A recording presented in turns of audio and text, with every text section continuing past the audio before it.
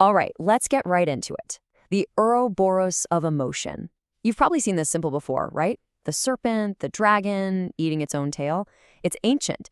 But what if it's not just some old myth? What if it's actually a blueprint for how our own minds work?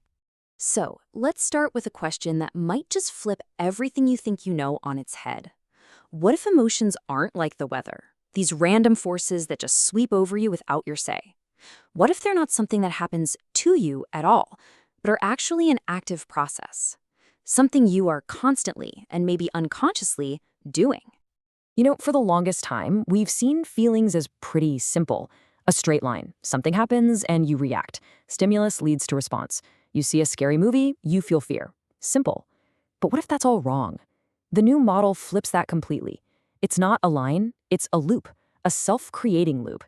In this new view, you're not just a passive passenger along for the ride. You are the active generator of your own emotional world.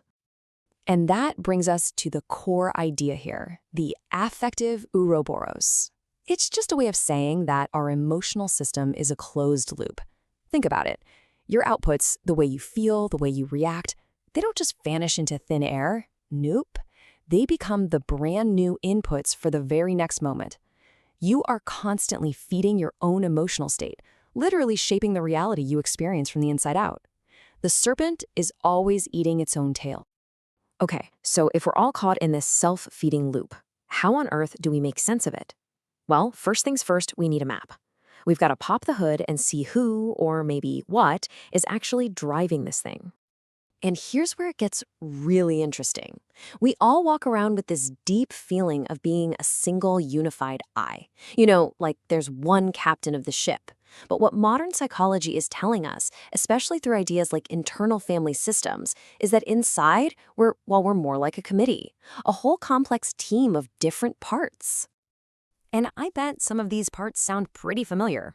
You've got the inner critic, right? The one that's always pointing out your flaws. There's the wounded child holding on to old hurts. The perfectionist, who is terrified of making a single mistake. The protector, who might use anger or avoidance just to keep you safe. And of course, the people pleaser, whose main job is to keep everyone happy. Each one of these parts has a purpose, its own beliefs, and its own set of emotions it carries. All right, so we've met the cast of characters, the parts. Now let's look at the stage they perform on, the loop itself. This is where we get into the nuts and bolts of how we get stuck in these emotional ruts that can feel totally impossible to climb out of. Now, this is absolutely crucial to understand. Your brain is not a passive camera just recording what's out there.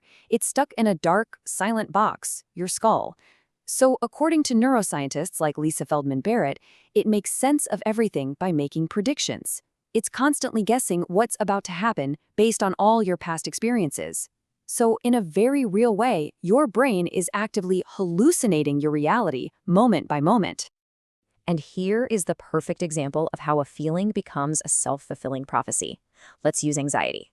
First, prediction. Your brain predicts a threat. Maybe you have to give a speech. Second, simulation. It prepares your body by flooding it with cortisol and adrenaline. Your heart starts pounding, your palms get sweaty. Third, confirmation. You feel those physical sensations and your brain goes, see, I knew it, this is a threat. And finally, reinforcement. The whole experience gets logged as more evidence, making it even more likely your brain will predict anxiety the next time. The serpent eats its tail and the loop just gets tighter. So that sounds pretty hopeless, doesn't it? Like we're all just stuck in these unbreakable traps. But here's the twist. We're not. Because every system has a key. And for our emotional Ouroboros, the key is something completely counterintuitive. It's the engine of change, the power of paradox. And this quote, this is the heart of it all. It comes from a type of therapy called dialectical behavior therapy, or DBT. You are perfect exactly as you are, and you need to change. I mean, come on, logically that makes no sense, right? How can both be true at the same time? Well, psychologically, that's the secret sauce. Let's break that down. If you only focus on the need to change, you just wind up shaming yourself for not being better already. You're just fueling the negative loop. On the other hand, if you only focus on accepting yourself, you risk getting complacent, never growing. The magic, the real engine for change, is holding both ideas at the same time. That tension between fully accepting yourself right now and genuinely wanting to change creates this creative friction, and that friction is the energy you need for real transformation.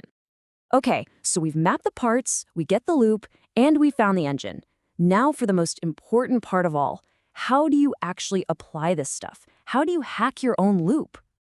The goal is something the source material calls the radiant chump, and I just love that phrase. It's not a moment where you destroy yourself. It's a moment of total renewal. It's that big aha moment of insight when you finally, truly get the paradox. It's when the Ouroboros consumes its tail not to die, but to be reborn into a new, better version of itself. And here's how you get there. You're not aiming for a downward spiral, you're creating an upward one. First, you observe. Just notice the pattern with no judgment. Oh, there's that anxiety pattern again. I see it. Second, you disrupt. You use that creative friction to make a different choice, to act against the urge. My urge is to run away, but I'm going to stay. And third, you integrate. You take that new experience and let it update your idea of who you are. Wow, I can feel total fear and still do the thing. Every single time you do this, the old loop weakens and a new, more empowered one starts taking its place. And what all of this leads to is this incredible shift in your relationship with your own mind. The source material calls it metacognitive stewardship.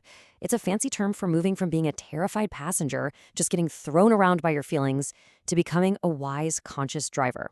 You're not trying to get rid of the car or pave over the road, you're simply learning how to take the wheel. So, the single most important thing to take away from all this is simple. These emotional patterns, your anxiety, your anger, your frustration, they are not a cage built to trap you forever. They are a compass. And with the right map and the willingness to lean into these paradoxes, you can learn to read it. You can learn to guide yourself not in circles, but in a spiral, always upward.